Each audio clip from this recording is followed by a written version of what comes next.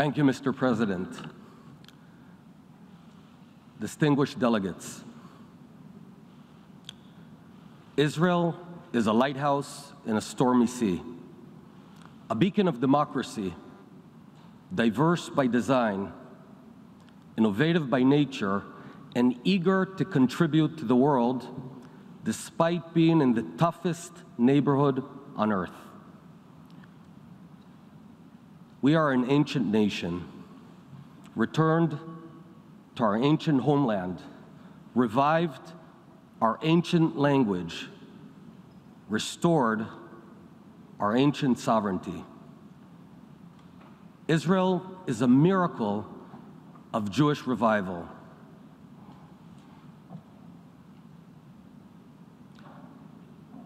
Am Yisrael Chai, the nation of Israel is alive, and the state of Israel is its beating heart. My friends, for way too long, Israel was defined by wars with our neighbors. But this is not what Israel is about. This is not what the people of Israel are about. You see, Israelis don't wake up in the morning thinking about conflict.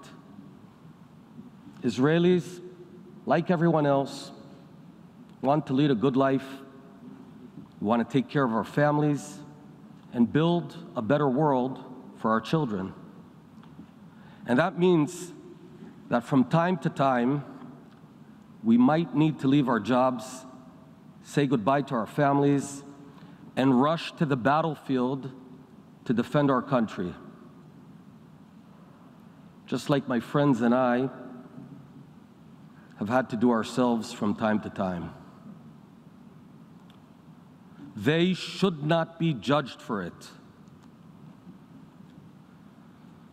Israelis remember the dark horrors of our past, but remain determined to look ahead, to build a brighter future.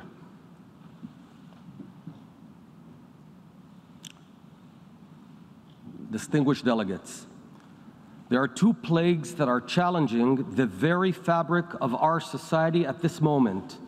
One, of course, is the coronavirus, which has killed over 5 million people around the globe.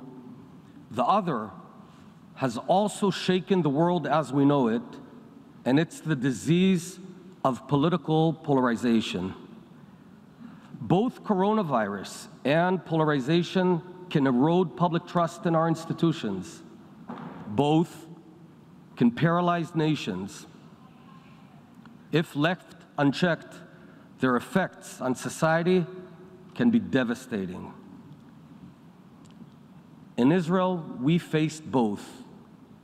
And rather than accept them as a force of nature, we stood up, we took action, and now we can already see the horizon. In a polarized world where algorithms fuel our anger, people on the right and on the left operate in two separate realities, two separate spheres, each in their own social media bubble. They hear only the voices that confirm what they already believe in. And then people end up hating each other. Societies get torn apart because they're not hearing each other. Now, countries that are broken from within can get nowhere. In Israel, after 4 elections in 2 years, with the 5th looming, the people yearned for an antidote, calm, stability, an honest attempt for political normalcy. You see, inertia is always the easiest choice. But there are moments in time where leaders have to take the wheel a moment before hitting the cliff, face the heat, but then drive the country to safety. And that's exactly what we did. About 100 days ago, my partners and I formed a new government in Israel, the most diverse government in Israel's history. What started as a political accident can now turn into a purpose. And that purpose is unity. You know, today we sit together around one table. We speak to each other with respect. We act with decency. And we carry a message. Things can be different. Even though we harbor very, very different political opinions, we're sitting together for the good of our nation. It's okay to disagree. It's okay, in fact, I'd say vital, that different people think differently. It's even okay to argue. You know, healthy debate is a basic tenet of the Jewish tradition. I can tell you that it's also one of the secrets to the success of the startup nation. Just enter one of the companies and you'll see that debate going on. Debate is the power of innovation. But what we've now proven in Israel is that even in the age of social media, we can debate without hate.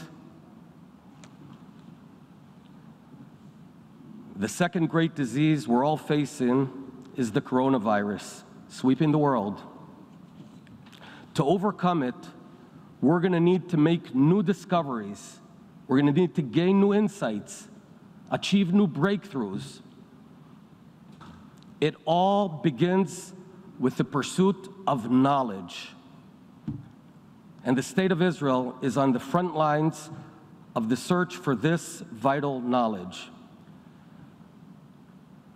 We developed in Israel a model which fuses the wisdom of science with the power of policymaking. The Israeli model has three guiding principles. One, the country must stay open. We all paid a huge price, an economic price, a physical price, an emotional price. Just ask your kids for bringing life to a standstill in 2020. But my friends, to bring economies back to growth, children back to schools, and parents back to work, well, lockdowns, restrictions, quarantines aren't the way. You can't do it in the long term. Our model, rather than locking people down in passive sleep mode, the model recruits them to the effort. They can be part of the effort. I'll give you an example. We asked Israeli families to carry out home testing of their children, all the children. Did this a few weeks ago so we can keep schools open, and indeed, schools stayed open. Now I can tell you that we're going to distribute dozens of these self-tests to all Israeli parents. They can be part of the fight. The second rule, vaccinate early. Right from the start, Israelis were quick to vaccinate. See, we're in a race against a deadly virus, and we have to stay ahead of it. In July, we were the first to learn, to realize that the vaccines were waning, getting weaker. And that's what brought a surge in Delta cases in Israel. It was then when my government decided to administer a third dose of vaccine, the booster, to the Israeli public. It was a tough decision, given that at the time the FDA hadn't yet even approved it. But we faced a choice to either drag Israel into yet another set of lockdowns, further harm our economy and society, or double down on vaccines. We chose the latter. Israel pioneered the booster shot. Now, 2 months in, I can report that it works. With a third dose, you're 7 times more protected than with 2 doses 8 months in, and 40 times more protected than without any vaccine. The booster works. As a result, Israel is on course to escape the fourth wave without a lockdown, without further harm to our economy. Israel's economy is growing. Unemployment is going down. I'm glad our actions have inspired other countries to follow with the booster. The third rule, adapt and move quickly. So we formed a national task force that meets every day. I lead it. This task force is intended to bypass slow governmental bureaucracy, make quick decisions, and act on them right away. Trial and error is key. Every day is a new day, with new data and new decisions. When something works, we keep it. When something doesn't, we ditch it and move on. My friends, running a country during a pandemic is not only about health. It's about carefully balancing all aspects of life that are affected by Corona, especially jobs and education. While doctors are an important input, they cannot be the ones running the national initiative. The only person that has a good vantage point of all considerations is the national leader of any given country. Above all, we're doing everything right now in our power to provide our people with tools needed to protect their lives. The ancient Jewish texts, the Talmud, says, whoever saves one life is as if he saved an entire world. And that's what we aspire to do. Distinguished delegates, while Israel strives to do good, we cannot lose sight for one moment of what's happening in our neighborhood.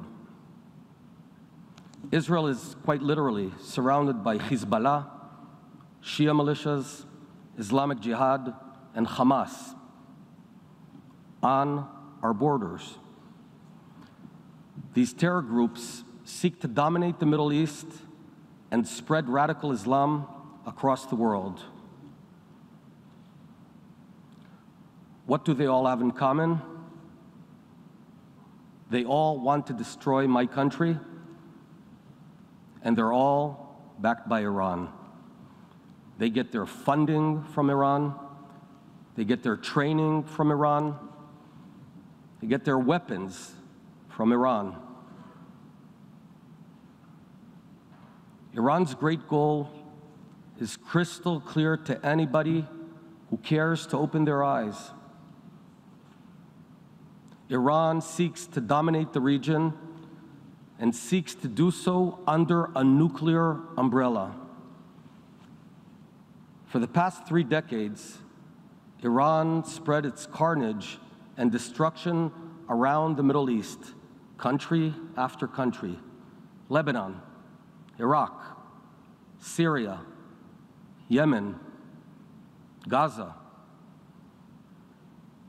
What do all these places have in common? Well, they're all falling apart.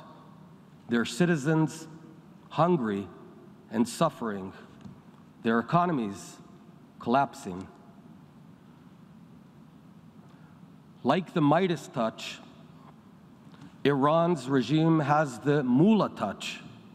Every place Iran touches fails. And if you think Iranian terror is confined to Israel, you're wrong. Let me tell you some news. Just this year, Iran made operational a new deadly terror unit, a startup, swarms of killer UAVs armed with lethal weapons that can attack any place at any time. They plan to blanket the skies of the Middle East with this lethal force.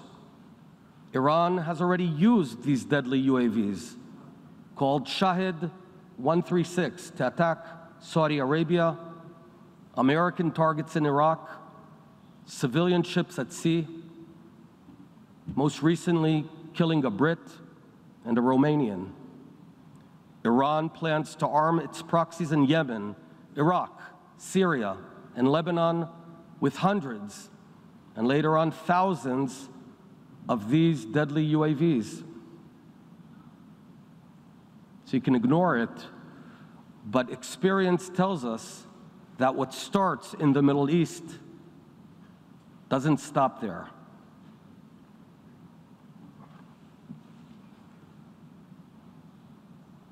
Distinguished delegates, in 1988, Iran set up a death commission that ordered the mass murder of 5,000 political activists. They were hanged from cranes. The death commission was made up of 4 people. Ibrahim Raisi, Iran's new president, was one of them. Raisi also oversaw the murder of Iranian children. His nickname is the Butcher of Tehran because that's exactly what he did. He butchered his own people.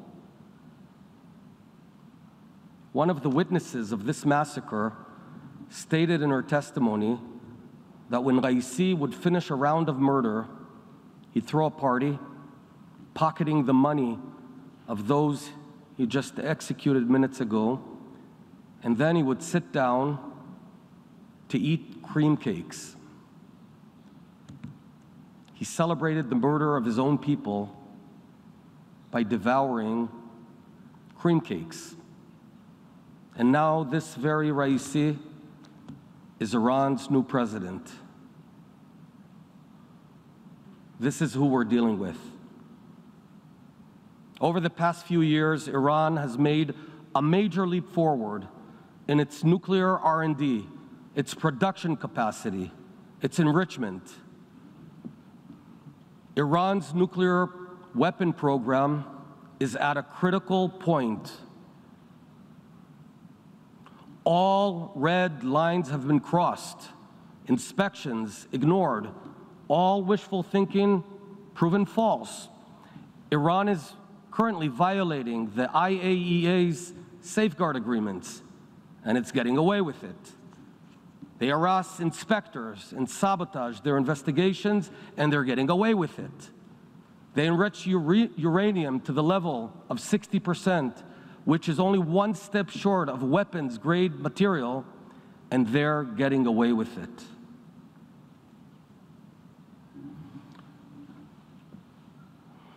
Evidence which clearly proves Iran's intentions for nuclear weapons in secret sites in Turkuzabad, Tehran, and Marivan is ignored. Iran's nuclear program has hit a watershed moment, and so has our tolerance. Words do not stop centrifuges from spinning. There are those in the world who seem to view Iran's pursuit of nuclear weapons as an inevitable reality, as a done deal, or they've just become tired of hearing about it. Israel doesn't have that privilege. We cannot tire. We will not tire. Israel will not allow Iran to acquire a nuclear weapon. And I want to tell you something. Iran is much weaker, much more vulnerable than it seems. Its economy is sinking. Its regime is rotten, divorced from the younger generation in Iran. Its corrupt government fails to even bring water to large parts of the country. The weaker they are, the more extreme they go to hide their weakness.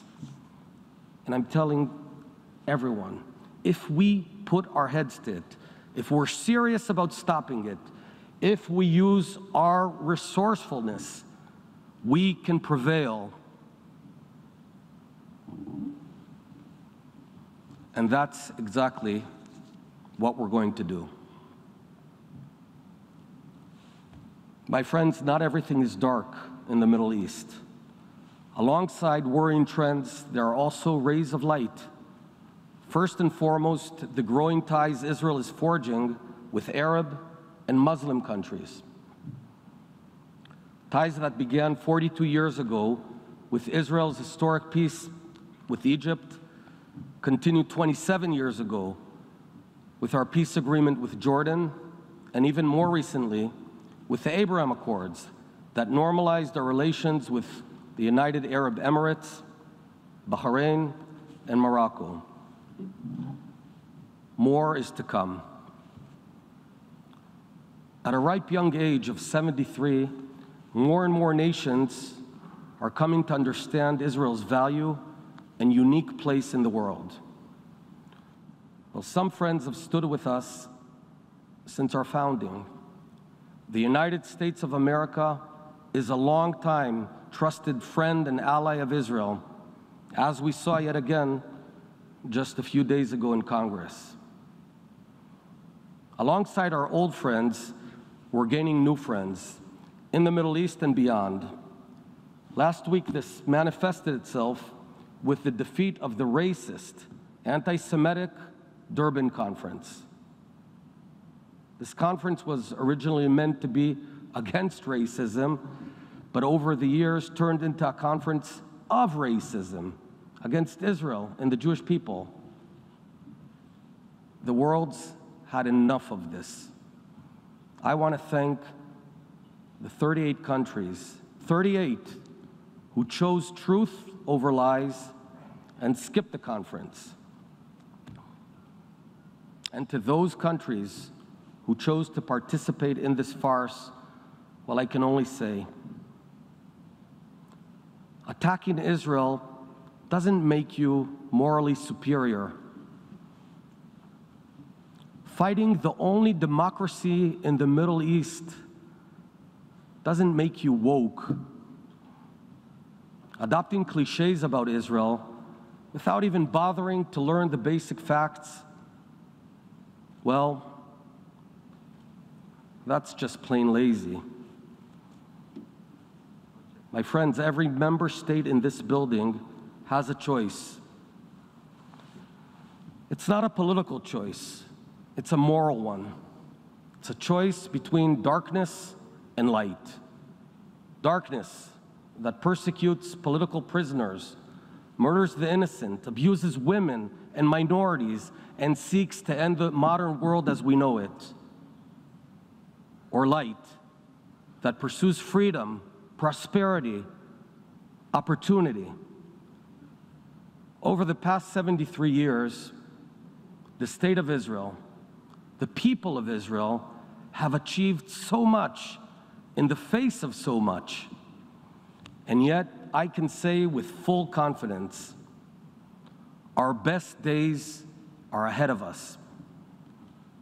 Israel is a nation of great hope, a nation that's brought the heritage of the Torah to life in modern-day Israel, a nation of an unbreakable spirit.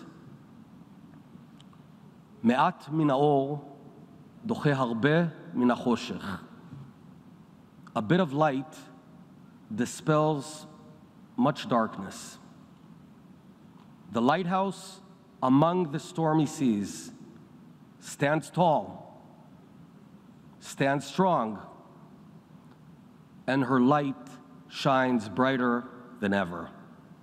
Thank you.